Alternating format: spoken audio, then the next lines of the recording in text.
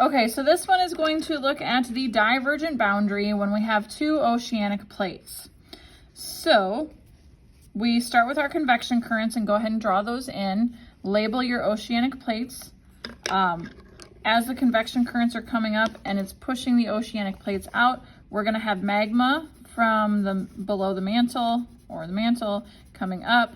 And as it comes up and hits that water, it's going to cool, which is going to give us a mid-ocean ridge. And that gives us our underwater mountains. So that's another way to look at it. So I'm just going to put that in parentheses to make sure that you know that that's what a mid-ocean ridge is. Our effects are that we get our mid-ocean ridge. And an example would be our mid-Atlantic ridge. That was the one that we talked about when we talked about Harry Hess. And that is a specific name of a ridge, and that is the longest mountain range of the world if you're taking into consideration the underwater mountains. So how does this happen? Our plates divide. Oh, I also wanted to put up here that divergent means divide. Our plates divide. Step 2, the magma rises. It cools as it hits water.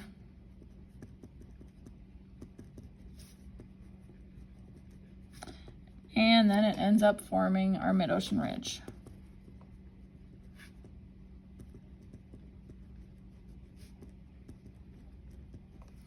All right, so that's it for our divergent oceanic boundary.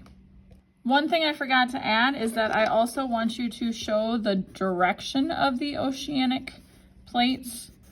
And because our convection currents are going away, then our oceanic plates are going to be moving away from each other.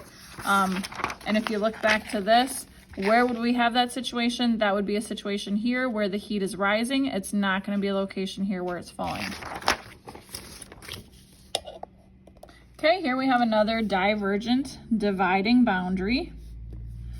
Okay, in this situation, we're going to have two continental plates. Now, again, our convection currents are going away from each other. So it would be the up and away part of the convection current. So that means our continental crusts are also going to move away. They're going to divide. And as these continental crusts pull apart, we're going to have the magma is going to come up. And the magma is going to cool. But as it spreads wider and wider and wider, it's not going to get as tall, and eventually we're going to have water fill in, and that's going to form a rift valley, which will eventually, if this continues going for a long period of time, is going to end up making an ocean. So let's take a look at our steps here. 1, our plates divide. Magma rises. I'm just going to put an up arrow. You can put rises if you want, and fills the gap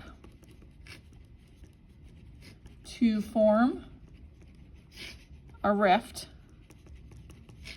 which can then form a river, and eventually forms an ocean. Okay, so our effects: rift valley, then ocean. And an example, well, we could use South America and Africa from long, long ago when Pangea broke up, which made our ocean. Or we could also talk about Africa and Saudi Arabia, okay? So that would be our example of our Rift Valley.